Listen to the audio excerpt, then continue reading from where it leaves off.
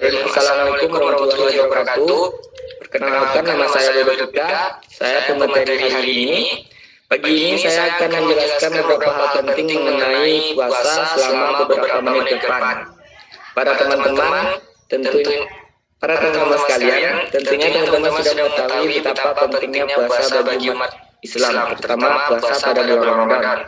Namun, apakah teman-teman sudah memahami betul tentang puasa?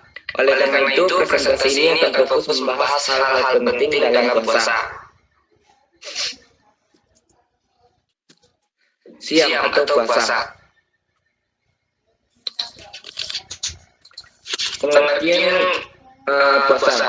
Menurut pengertian secara bahasa, puasa secara mutlak ialah menahan diri. Sedangkan menurut istilah syariat adalah menahan diri dari hal-hal yang membatalkan puasa, disertai niat oleh pelakunya, sejak terbitnya fajar sampai terbenamnya matahari. Allah Subhanahu wa taala berfirman, "A'udzubillahi minasyaitonir rajim. Bismillahirrahmanirrahim.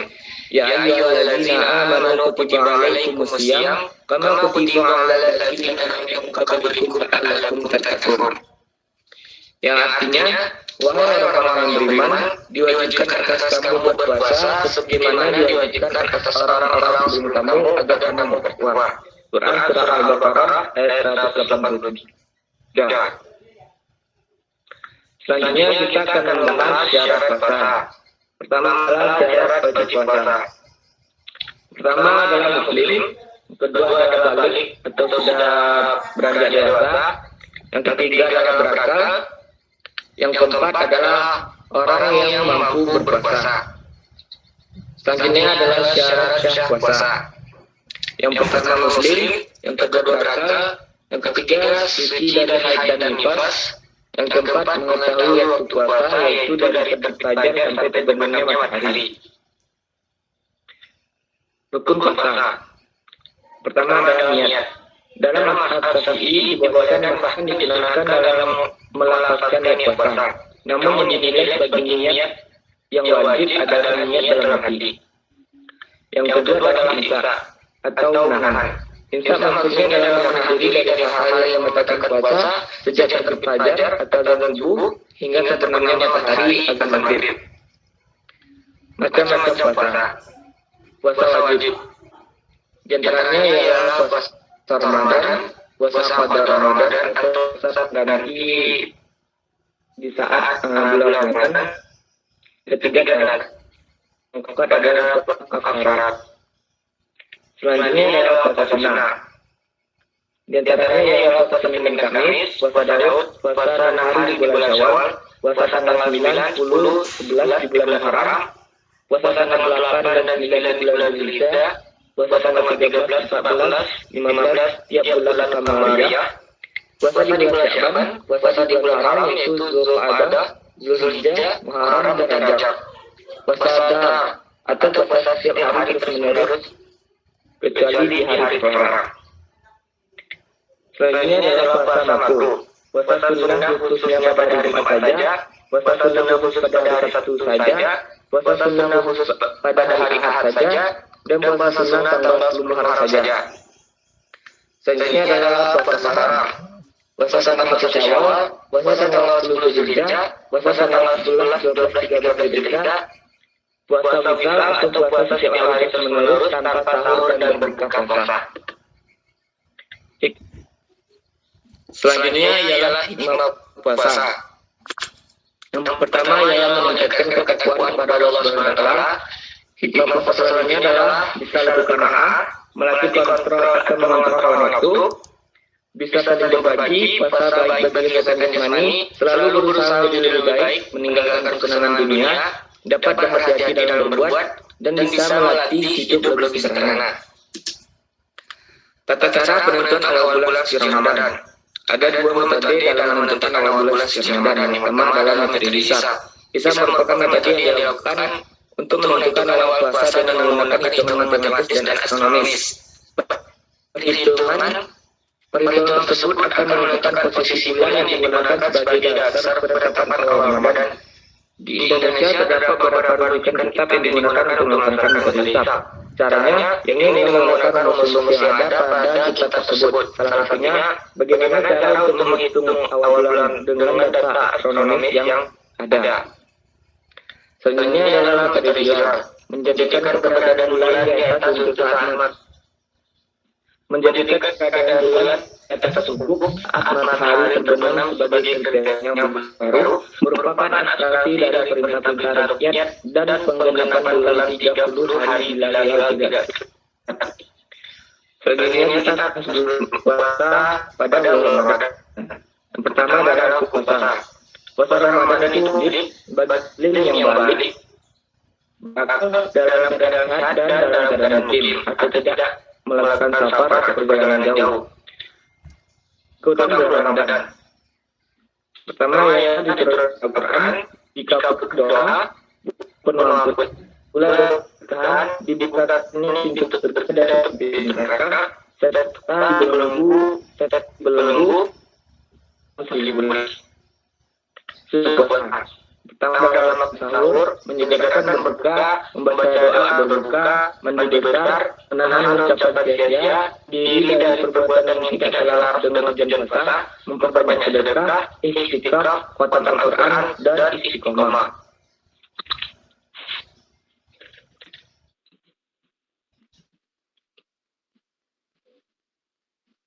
Baiklah, akhirnya kita telah sampai di penghujung presentasi. Terdapat beberapa poin penting yang telah dibahas, seperti pentingnya mengetahui hukum dan keutamaan puasa serta hikmah puasa. Bagi teman-teman yang ingin bertanya, dipersilakan.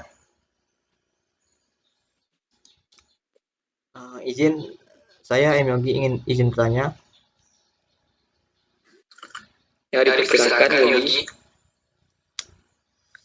Hal-hal apa saja yang membatalkan puasa dalam hukum Islam? Terima kasih. Baik, sebelumnya, apakah ada pertanyaan lain lagi dari teman-teman?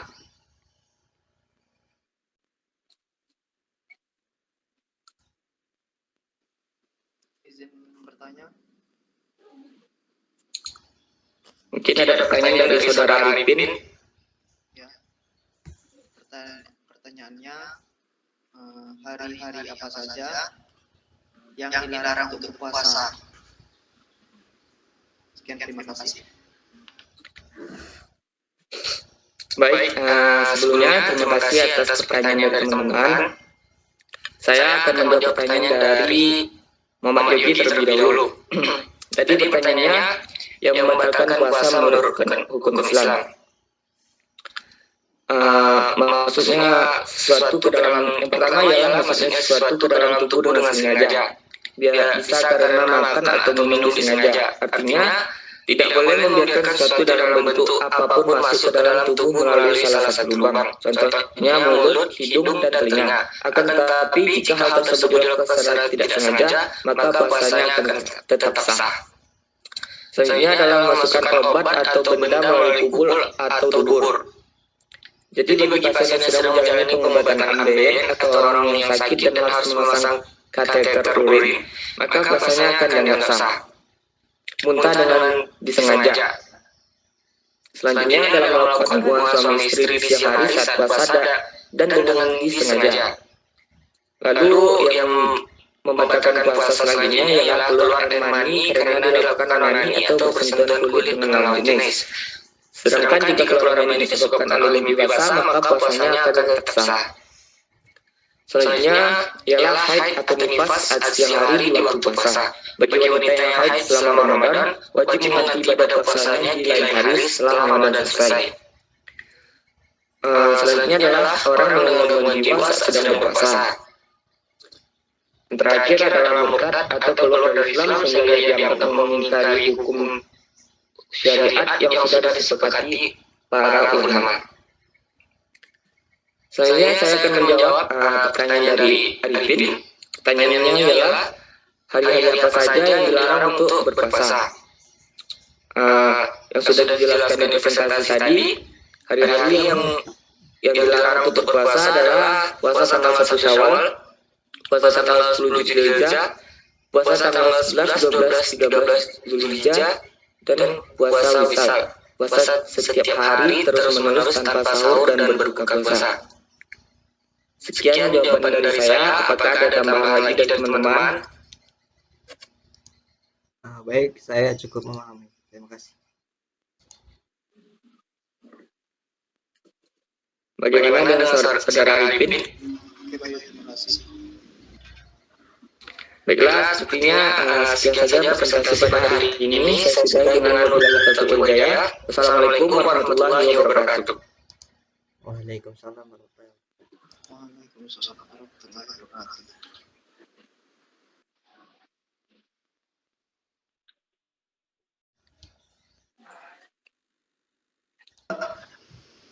Nampak? Bentar. Aku ini sudah soal. Oh iya. Bismillahirrahmanirrahim. Oke. Bismillahirrahmanirrahim. Assalamualaikum warahmatullahi wabarakatuh. Waalaikumsalam warahmatullahi wabarakatuh. Perkenalkan, nama saya M Yogi dengan NIM 120503163303. Di sini saya berasal dari kelas 4C Sistem Informasi. Di sini saya akan menjelaskan materi tentang analisis SWOT dalam bisnis. Nah,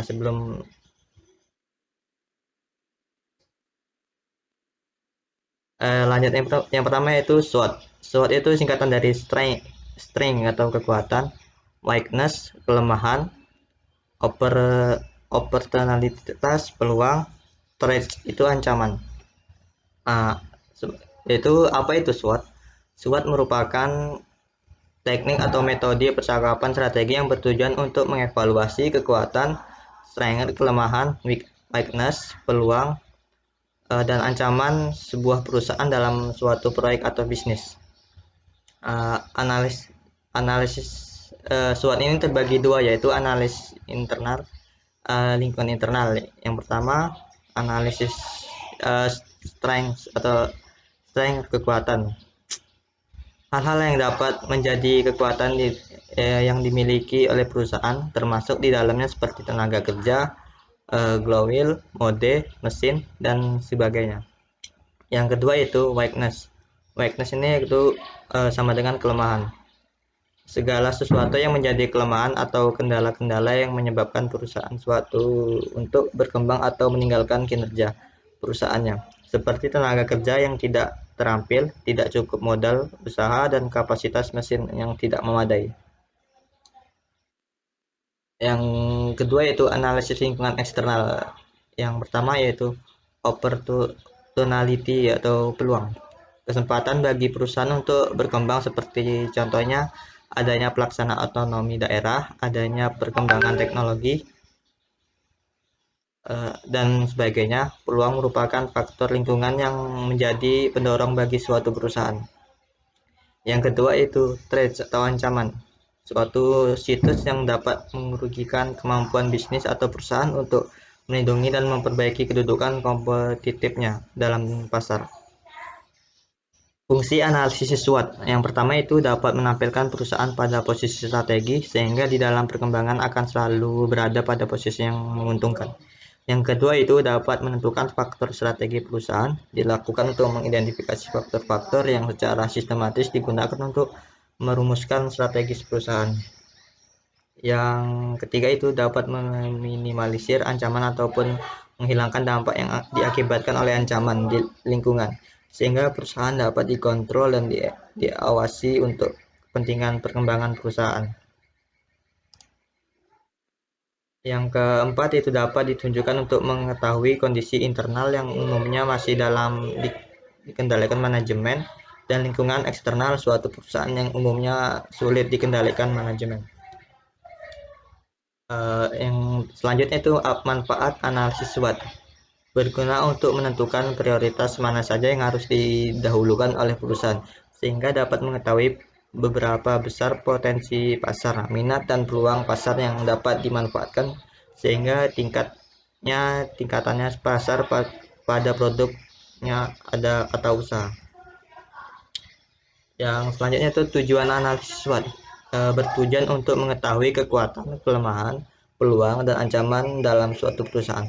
Analisis ini ditunjukkan untuk menggambarkan situasi yang sedang dihadapi atau yang mungkin akan dihadapi oleh perusahaan. Membuat analisis SWOT perlu menjelaskan 4 komponen yang ada, yaitu kekuatan, kelemahan, peluang, dan ancaman. Setelah itu yang harus dilakukan adalah membuat strategi berdasarkan analisis tersebut. Hasil dari analisis kekuatan memiliki manfaat agar dapat perusahaan lebih menonjol. Analisis kelemahan digunakan untuk mencegah perusahaan mengalami kemunduran atau kerugian. Lalu hasil analisis peluang berguna untuk melihat kesempatan yang ada, sedangkan hasil analisis ancaman digunakan untuk mengatasi hambatan yang sedang atau mungkin dihadapi. Kelemahan, weakness. Yang pertama yaitu kurangnya kemampuan untuk menyediakan bahan kopi berkualitas, sehingga harus menggunakan untuk bisa mendapatkan kopi yang sesuai keinginan. Yang modal untuk menyediakan bahan sewa kedai dan mengadakan promosi. Yang ketiga, sulitnya mencari pegawai yang sesuai dengan standar demi kepuasan pelanggan. Yang keempat, efektif kesehatan mengonsumsi terlalu banyak kopi yang digunakan. Yang terakhir yaitu faktor cuaca yang tidak menentu mempengaruhi ketersediaan bahan baku. Peluang yang pertama, masyarakat Indonesia yang cukup konsumtif, terutama pada kopi, khususnya anak muda. Yang kedua yaitu ekspansi usaha yang mudah dijangkau. Yang ketiga, permintaan pasar yang terus-menerus ada. Yang keempat, media sosial membantu perkembangan kedai kopi kepada warganet yang selalu mengincar hal-hal kekinian. Yaitu ancaman, yaitu menjamurkan kedai-kedai kopi di mall dan ke lokasi strategis lainnya. Ancaman, imitasi produk yang dari pesaing. Kenaikan harga bahan karena terbatasnya persediaan. Lokasi kedai kopi pesaing yang kadang cukup berdekatan. Munculnya studi kesehatan terbaru tentang dampak gula bagi kesehatan. Sekian dari saya. Apabila dari teman-teman ingin bertanya, saya persilakan.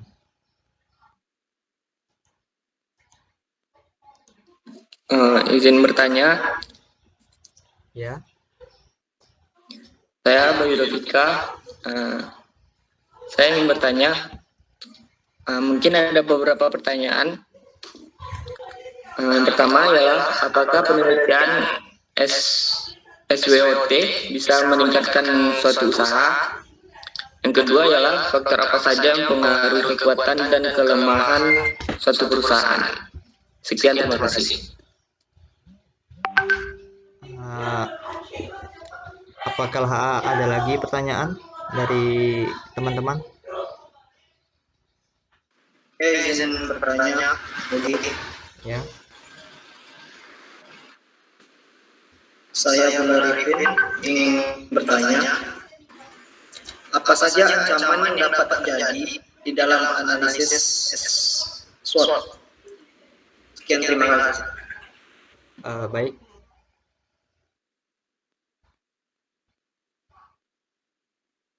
Saya akan menjawab dari pertanyaan Arifin terlebih dahulu.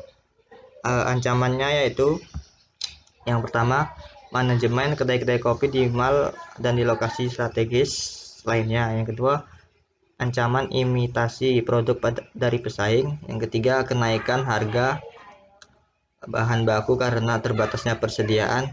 Yang keempat, lokasi kedai kopi pesaing yang kadang cukup berdekatan. Yang kelima yaitu munculnya studi kesehatan terbaru tentang dampak gula bagi kesehatan. Yang kemudian pertanyaan dari Bayu.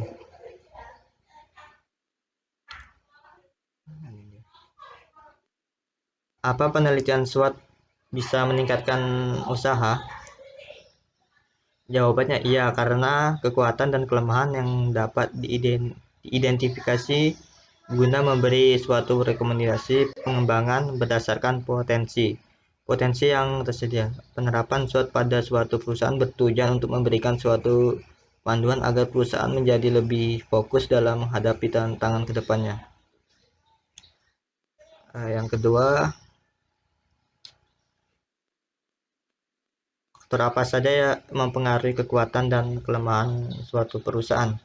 Yaitu faktornya terbagi menjadi dua, yaitu faktor internal dan faktor eksternal. Yang pertama yaitu faktor internal terlebih dahulu, yaitu strategi atau strength atau kekuatan. Hal-hal yang dapat menjadi kekuatan yang dimiliki oleh perusahaan termasuk di dalamnya seperti tenaga kerja, goodwill, model, mesin, dan sebagainya. Yang kedua yaitu weakness atau kelemahan. Segala sesuatu yang menjadi kelemahan suatu kendala-kendala yang menyebabkan perusahaan suatu untuk berkembang atau meningkatkan kinerja perusahaan, seperti tenaga kerja tidak terampil, tidak cukupnya modal usaha, dan kapasitas mesin yang tidak memadai. Yang kedua itu faktor eksternal, yaitu opportunity atau peluang, kesempatan bagi perusahaan untuk berkembang, seperti contohnya adanya pelaksanaan otonomi daerah, adanya perkembangan teknologi, dan sebagainya. Peluang merupakan faktor lingkungan yang menjadi dorongan bagi suatu perusahaan. Yang kedua yaitu threats atau ancaman, suatu situasi yang dapat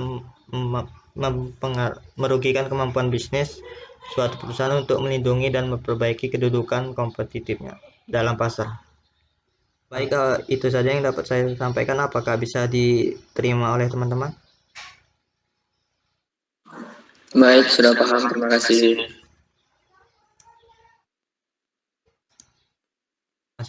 Saudara Arifin, apakah bisa dimengerti? Siap, bisa. Baik, apabila tidak ada pertanyaan lagi, saya undur diri. Saya sebagai pemateri, apabila ada kesalahan, saya mohon maaf. Assalamualaikum warahmatullahi wabarakatuh. Waalaikumsalam warahmatullahi wabarakatuh.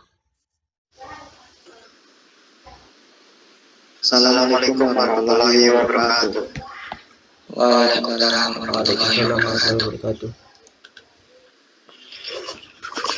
Perkenalkan, nama saya Abdullah Arifin. Di sini saya menjelaskan materi kewirausahaan digital corporate entrepreneurship. Diimplementasikan di perusahaan baik melalui bertualang internal, koperasi, atau perusahaan eksternal, atau melalui kewirausahaan strategis, di mana perusahaan berinvestasi dalam kegiatan inovasi untuk keunggulan kompetitif. Namun inovasi ini mungkin atau tidak menghasilkan bisnis.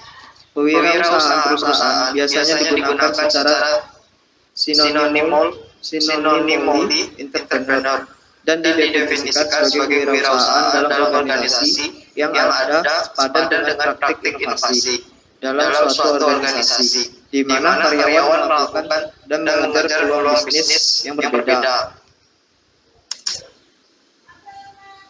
Dampak IoT, industri, dan teknologi yang muncul. Penerapan IoT, industri, dan teknologi digital mengganggu industri bisnis. Dan tekanan eksternal ini dapat memicu kewirausahaan dalam organisasi pemerintah. Industri internet dapat mengubah keseluruhan atau tidaknya secara substansial industri yang pada gilirannya akan membantu perusahaan untuk mengembangkan produk dan proses baru lebih cepat, meningkatkan produktivitas, dan meningkatkan kepuasan pelanggan. Masalah yang dihadapi perusahaan ada dua. Yang pertama, perusahaan mana yang akan mendapatkan saat teknologi bergeser.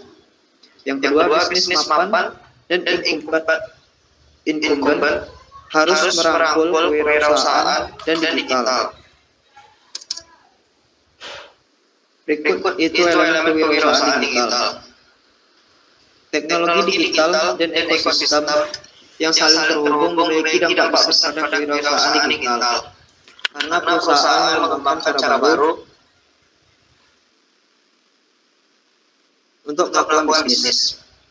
mengelola operasi internal mereka berbeda, dan telah mengembangkan cara baru untuk berinteraksi dengan pasangannya. Disrupsi digital dan teknologi baru mempengaruhi kemampuan perusahaan untuk mengubah model bisnis, model operasi, dan budayanya yang pada gilirannya mendorong kewirausahaan digital. Dan transformasi ini mengarah pada usaha baru. Model konseptual atau temuan empiris. Dengan memanfaatkan IoT, AI atau ML dan teknologi internet lainnya, produsen telah mengembangkan solusi perawatan preventif proaktif untuk mesin mereka, dan mereka menawarkan model bisnis produk sebagai layanan kepada mereka. Layanan kepada pelanggan mereka. IoT dan AI berfungsi sebagai keuntungan bagi perusahaan retail karena mereka mengumpulkan sejumlah besar data pelanggan dari interaksi pelanggan yang berbeda. Analisis data menggunakan mesin teknik pembelajaran dan memberikan solusi baru yang berfokus pada pelanggan termasuk toko web yang sangat terstruktur, bot dan chatbot online. Transformasi model operasi. Model operasi digital adalah cara baru menjalankan fungsi bisnis, proses, dan struktur yang menggabungkan teknologi digital dan kemampuan operasional organisasi sehingga dapat mencapai misinya. Untuk mengubah operasi mereka secara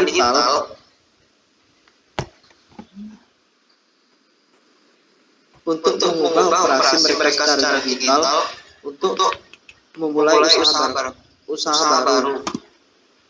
Berikut seperti ini. Yang pertama, untuk merasakan gangguan dan memperluas batasan industri. Yang kedua, untuk bereksperimen dengan ide dan meluncurkannya secara cepat. Ketiga, untuk memahami dan memanfaatkan data. Yang keempat, untuk membangun tim digital yang kompeten. Yang kelima, untuk mengembangkan kemitraan ekosistem. Yang keenam, mengatur kecepatan. Dan yang terakhir, untuk merancang pengalaman yang ramah pengguna bagi pelanggannya.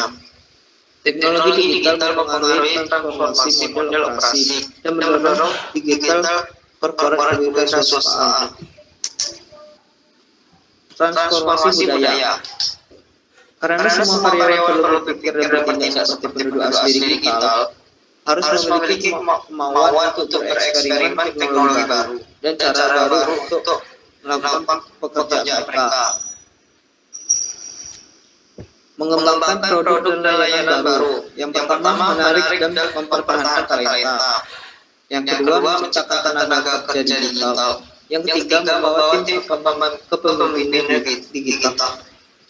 Yang terakhir, beralih dari budaya dari risiko ke pendekatan yang lebih berwirausaha. Faktor yang mengaruhi kewirausahaan digital perusahaan. Perubahan teknologi yang cepat mempengaruhi perusahaan kewirausahaan digital karena membantu organisasi mengembangkan produk baru dan jasa. Dengan memperluas konsep ini, kemampuan digital dapat dikatakan bahwa menghadapi disrupsi digital, komitmen untuk manajer dan mengalokasikan sumber daya akan memiliki dampak yang signifikan pada perusahaan kewirausahaan digital. Contoh dari praktek atau studi kasus dari praktek. Yang pertama ada Rolls-Royce kekuatan step jam. Dengan demikian, model bisnis baru Rolls-Royce selaras dengan kebutuhan bisnis pelanggan dan dapat menciptakan model bisnis sirkular yang kuat. Yang kedua ada ekosistem digital apa dibaca cewek? Ya dah. Yang kedua, ekosistem digital Siemens Healthineers dapat mengubah model operasinya dan menyediakan platform data perawatan kesehatan untuk interoperabilitas dengan banyak mitra dan pelanggan. Yang terakhir ada GA Digital, perusahaan industri dan meskipun memiliki pendapatan perangkat lunak yang signifikan dari bisnis yang berbeda, budaya perusahaan tidak cocok untuk perusahaan perangkat lunak ini. Sekian dari saya. Apabila teman-teman ada pertanyaan, dipersilakan.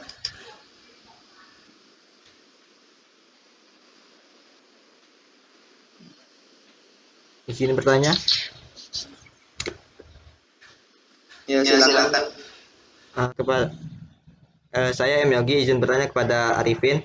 Menurut pendapat Anda, apakah dengan adanya ROT dapat mengurangi peran dari sumber daya manusia? Sekian dan terima kasih. Oke, terima kasih Yogi. Pada Bayu, silakan bertanya. Baik, izin bertanya. Perkenalkan, nama saya Bayu Dika. Tadi Saudara Arifin membahas tentang entrepreneurship dan digital. Pertanyaan saya adalah, apa saja tantangan entrepreneurship di era digital saat ini? Terima kasih.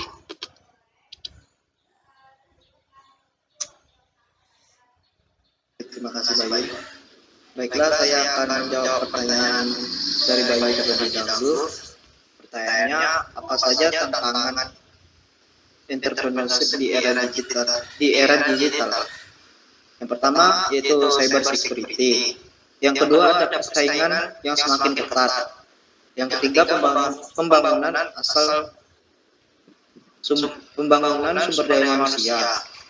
Yang keempat ketersediaan akses internet yang mumpuni. Dan yang terakhir regulasi yang belum mengikuti perkembangan zaman. Kemudian pertanyaan dari Yogi,